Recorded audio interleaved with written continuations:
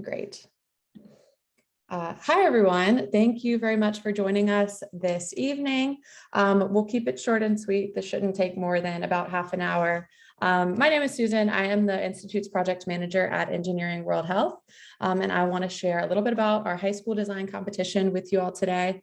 This is our very first high school design competition. It's virtual, and so we're really excited about it, and I appreciate you all taking the time to sign on today. I hope that we can answer some of your questions or at least give you a nice succinct summary of what we have got going on over the next couple of months. As I mentioned, I'm Institute's project manager at Engineering World Health. My background is in student programming. I am not an engineer. We have a couple of other engineers on staff, but I get to work with our students in our virtual programs and then also with some of our in-person institutes over the summer as well. We have got a couple other Engineering World Health staff signed on here that are going to be hanging out and listening. So with that, I will begin with a bit of background about who we are. So Engineering World Health is a 501c3 registered nonprofit dedicated to inspiring, educating, and empowering the biomedical engineering community to improve healthcare delivery in the developing world. So there's our mission statement for you. And we do that in a variety of ways. So right here, you can see our 5 core competencies, our 5 programs that we run, things that we incorporate into our work. The first one is intercultural competency. This is something that we really do work to promote in all of our programs that we do. It's a big part of our work abroad and also our virtual programs as well. It's something that really aligns nicely with our mission statement and that we find really valuable to add to our programs.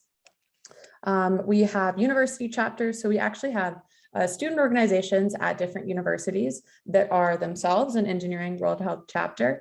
They also have their own design competition. Actually, it's a bit more in depth than what we'll have going on for the high school students, but that's just one of the activities that they do in the university chapters. We also work in engineering education. We do this through our KITS program.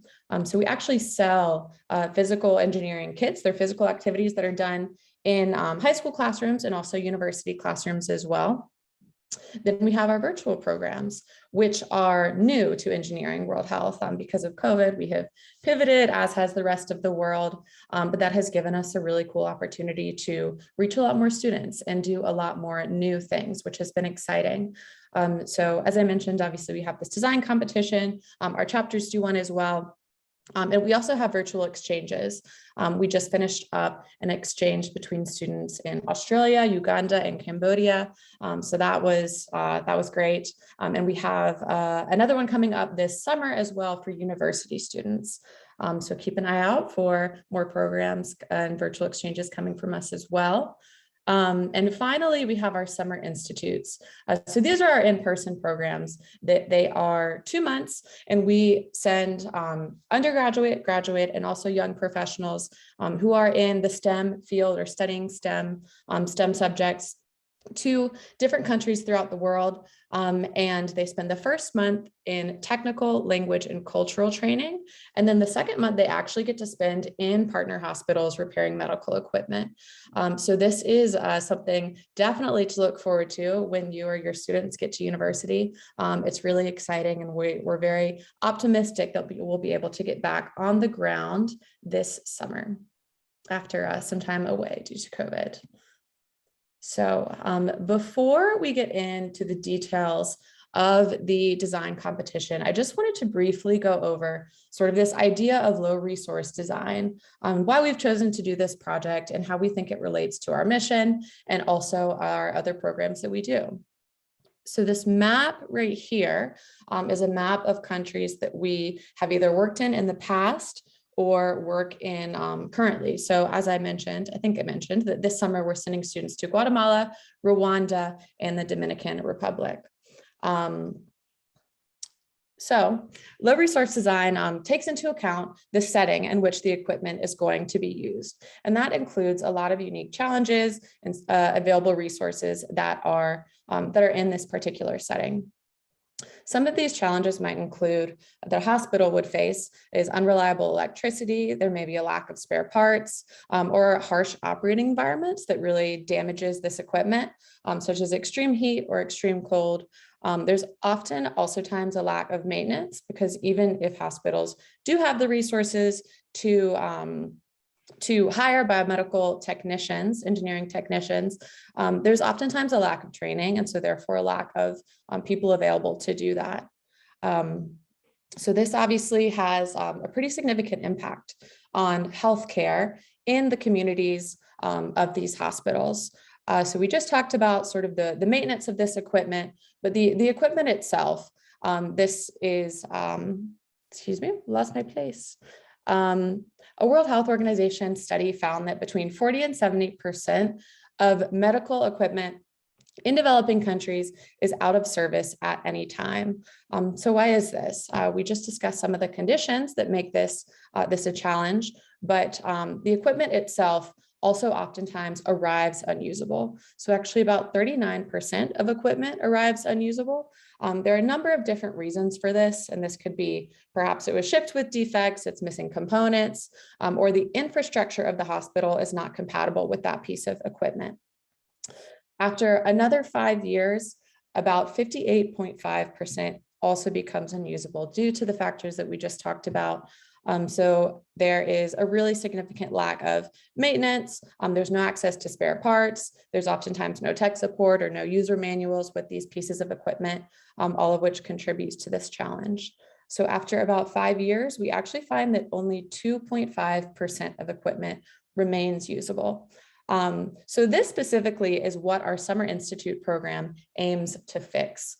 We give the university students and young professionals in the STEM field the opportunity to work on the ground and help fix this problem and improve the situation. And what we're excited about for this design competition is to give these high school students the opportunity to explore ways to proactively avoid this.